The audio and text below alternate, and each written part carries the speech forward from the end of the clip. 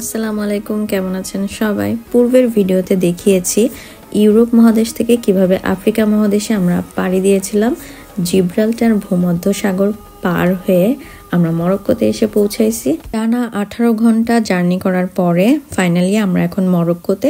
তো সবার আগে আমাদের এখন একটু বিশ্রামের দরকার, কারণ সবাই আমরা ভীষণ টায়ার্ড হয়ে গেছি। সব থেকে বেটার অপশন আসার আগে যদি হোটেলটা আমরা বুকিং করে রাখি। তো আমরা অনলাইনে বুকিং করে রেখেছিলাম।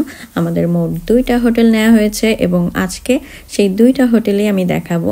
এবং ভিডিওর শুরুতে কিন্তু আমি বেশ কয়েকটা হোটেলের অ্যাডভার্টাইজ দিয়ে দিয়েছি, কারণ আমার কাছে মনে হচ্ছে মরক্কোর হোটেলগুলো একটু ডিফারেন্ট আর খোলামেলা সুইমিং পুল আছে।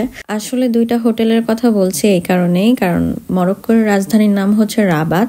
তো রাবাত শহরে আমরা 2 দিন ছিলাম এবং মরক্কোর অন্য যেই সিটিটা ছিল আমরা ওখান থেকেও 2 দিন ঘুরে এসেছি, যার কারণে আমি 2টা হোটেলের রিভিউ একসাথেই দিয়ে দেবো। মরক্কোতে ভীষণ সুন্দর সুন্দর হোটেল আছে, 3 স্টার, 4 স্টার, 5 স্টার। তবে ট্যুরিস্টদের ডিমান্ড অনুযায়ী তারা হোটেলটা চুজ করে থাকে বা প্রেফার করে। আমাদের যেমন ফ্রেন্ডলি একটা বাজেট ছিল, আমরা সেই বাজেটের মধ্যে একটা হোটেল পছন্দ করেছিলাম।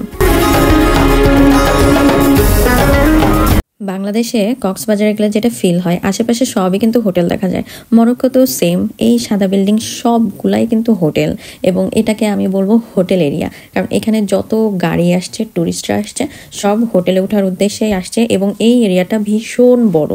মারাকেশ পিপলরা তারা কিন্তু অনেক শৌখিন হয়ে থাকে, তাদের ঘর বাড়ি বাসনপত্র সবকিছু অনেক ডিজাইন করা থাকে। এই যে সামনে একটা লিফট দেখতে পাচ্ছি, এটাও কি সুন্দর কারুকাজ করে রেখেছে। আমাদের আগে থেকে যেহেতু টিকিট বুকিং দেওয়া ছিল, খুব তাড়াতাড়ি কিন্তু আমাদের ফর্মালিটি শেষ হয়ে গেছে। এখন আমরা হোটেলের মধ্যে চলে এসেছি। আমাদের হোটেলের মজার বিষয় হচ্ছে এটা কিন্তু একটা ফ্ল্যাট বাড়ির মতো, মানে সম্পূর্ণ নিজেরা রান্না বান্না করে খাওয়া দাওয়া করতে পারবো।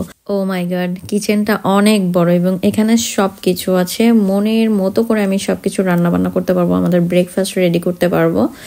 আর এই বাসায় কিন্তু 2টা লিভিং রুম, 2টা বেডরুম, 2টা টয়লেট এবং বেলকনি আছে মিনিমাম 3 থেকে 4টা। আমার কাছে তো বিশাল বড়সড় একটা রুম মনে হচ্ছে। সামনের ভিউটা অনেক সুন্দর এবং আমাদের এই হোটেলের সামনে একটু হেঁটে গেলে কিন্তু সুইমিং পুলও আছে।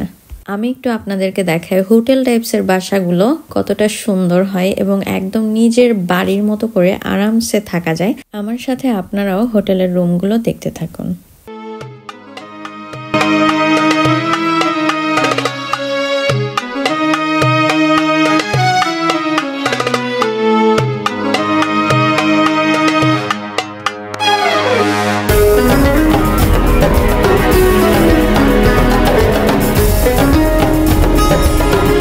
আমাদের হোটেলের প্রাইস এক্স্যাক্ট বলতে পারছি না, তবে অ্যারাউন্ড 250 কাছাকাছি তো হবেই।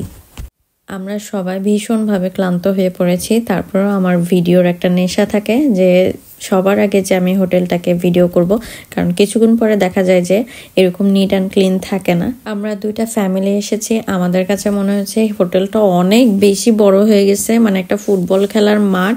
তারপরও যাকে একটু শান্তি পাচ্ছে। এখন আমরা হোটেল থেকে এখন বের হলাম। হোটেল থেকে বের হয়ে আমরা আরেকটা হোটেলে উঠবো।